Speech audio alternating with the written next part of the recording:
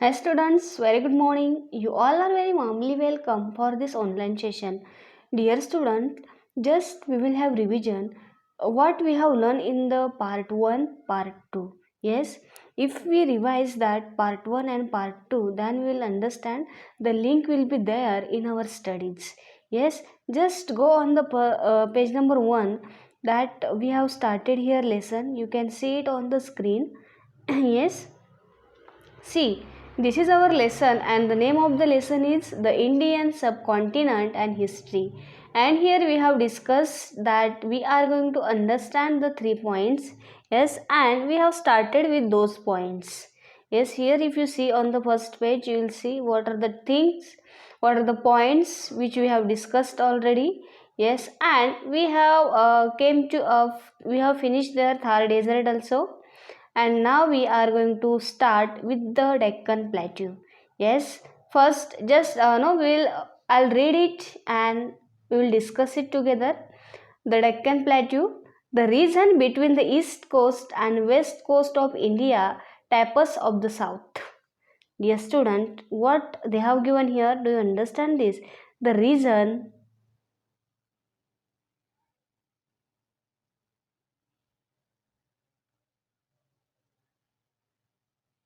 see here,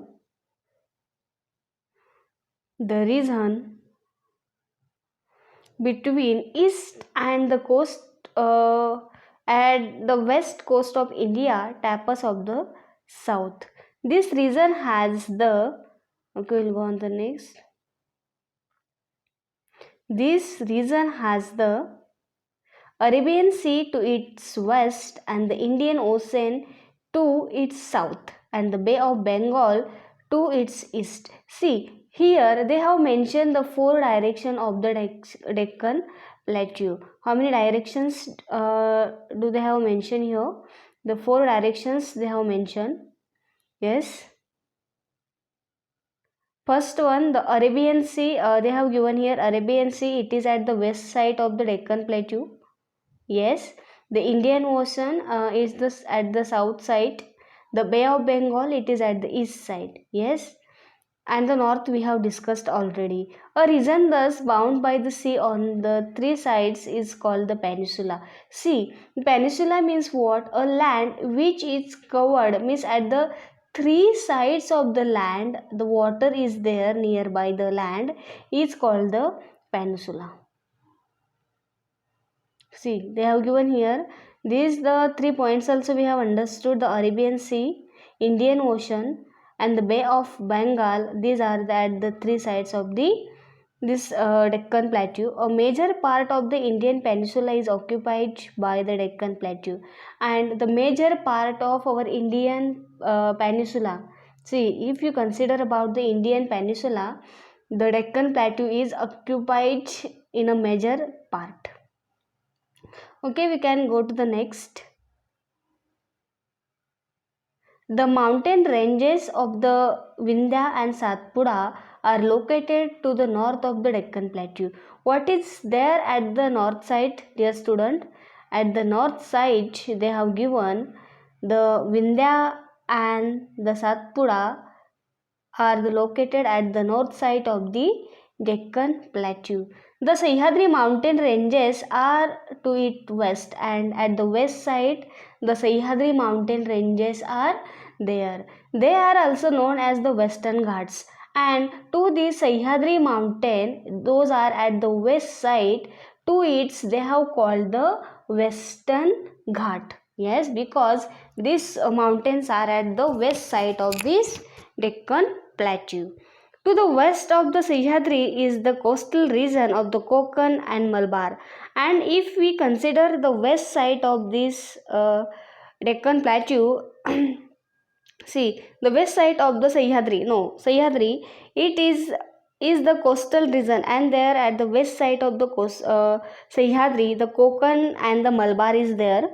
Konkan region and the Malabar. The mountain on the eastern side of the Deccan Plateau are the known as Eastern Ghat.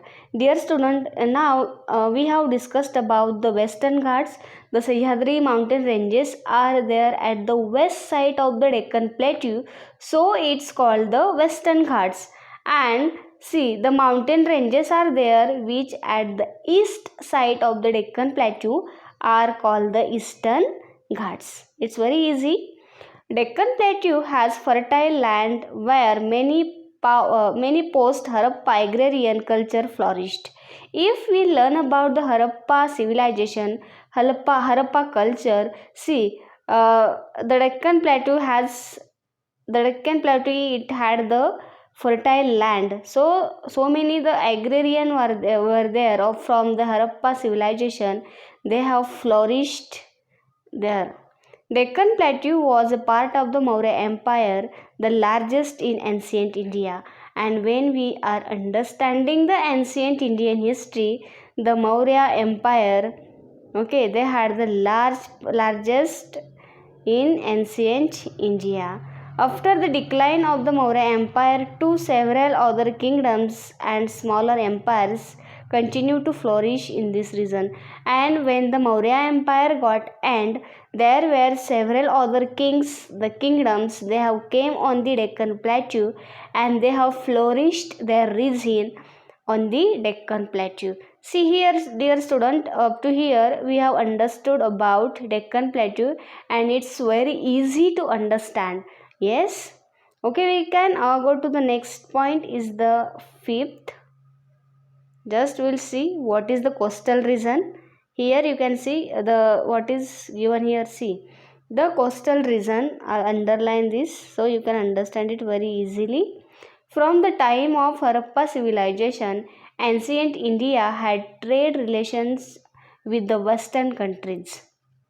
Dear student, from the time of Harappa civilization means when the Harappa civilization was there, ancient India they had the trade relationships with the western countries, and those they were the western countries, the people they had the trade relationship with those countries from the Harappa civilization.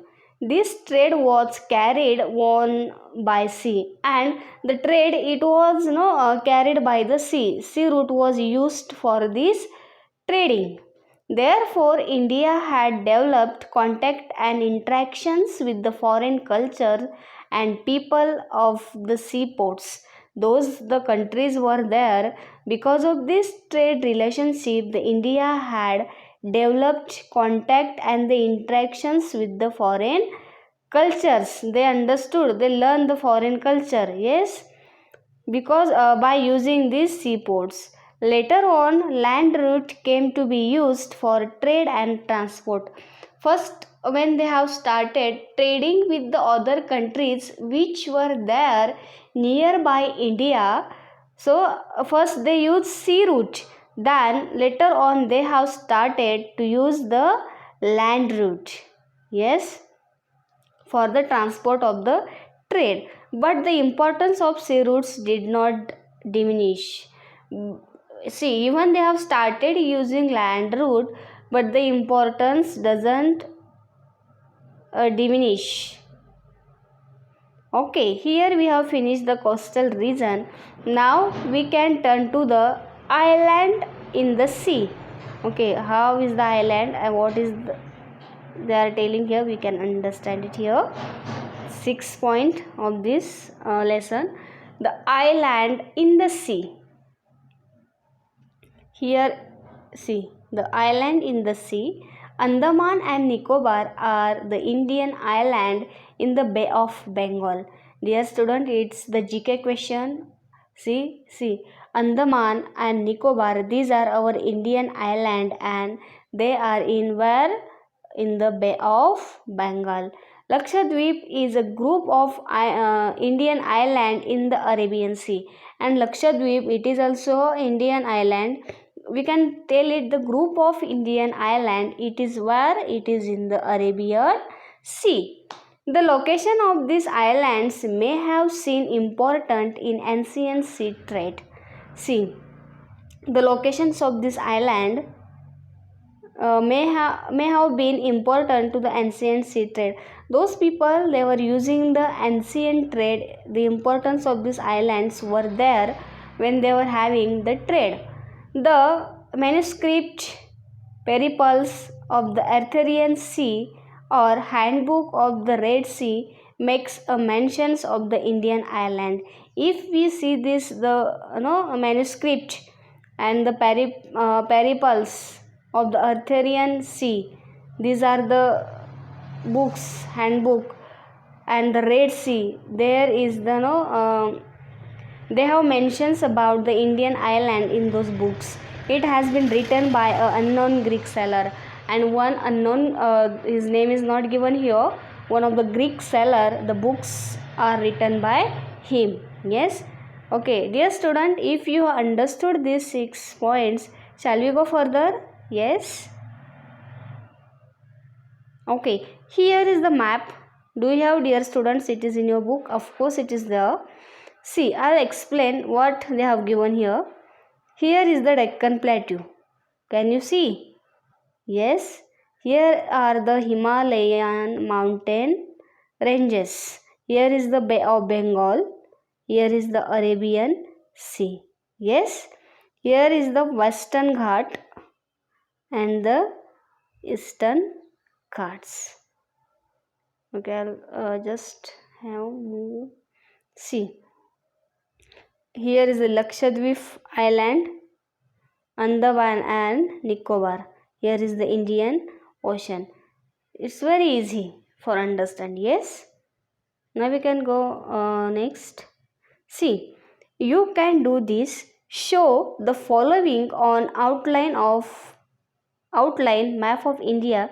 Just I have show you that where is the Himalaya, the Thar desert and the east coast. Then also I'll show you. First we have to see Himalaya.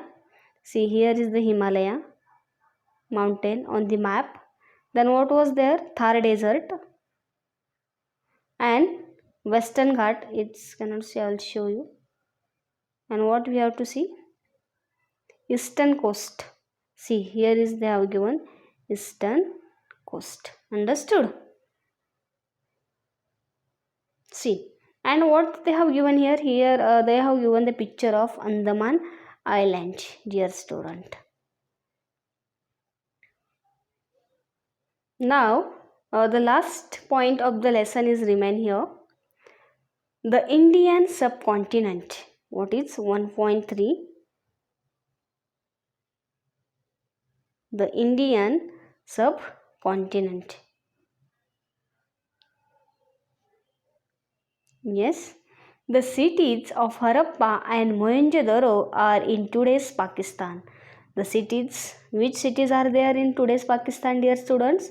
The cities of Harappa and the Mohenjo-daro, these are in today's Pakistan. Afghanistan, Pakistan, Nepal, Bhutan, Bangladesh, Sri Lanka and India together form the region known as the South Asia. See, what is South Asia? Which are the parts come under South Asia, dear students? Afghanistan, Pakistan, Nepal, Bhutan, Bangladesh, Sri Lanka and India.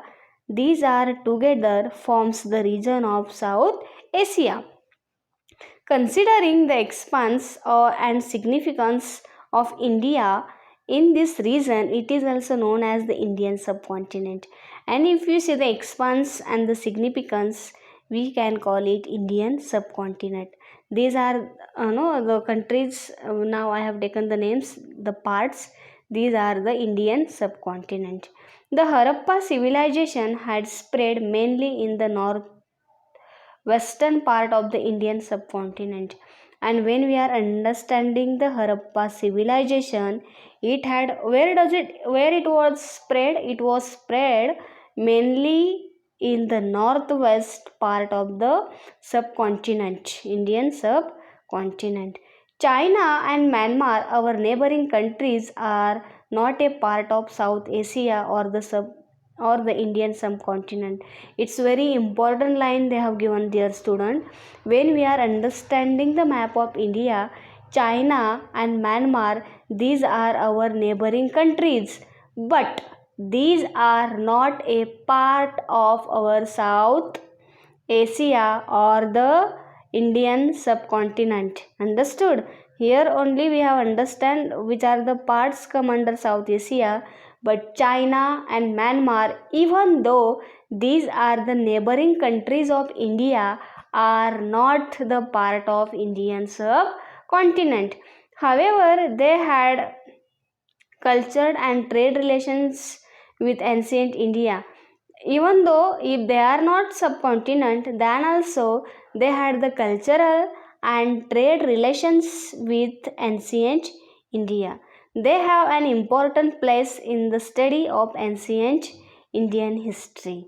And even when we are understanding the ancient Indian history, we can take their names. Their names are there. We had the relations with those China and Myanmar. Dear students, here we have finished our lesson number 1.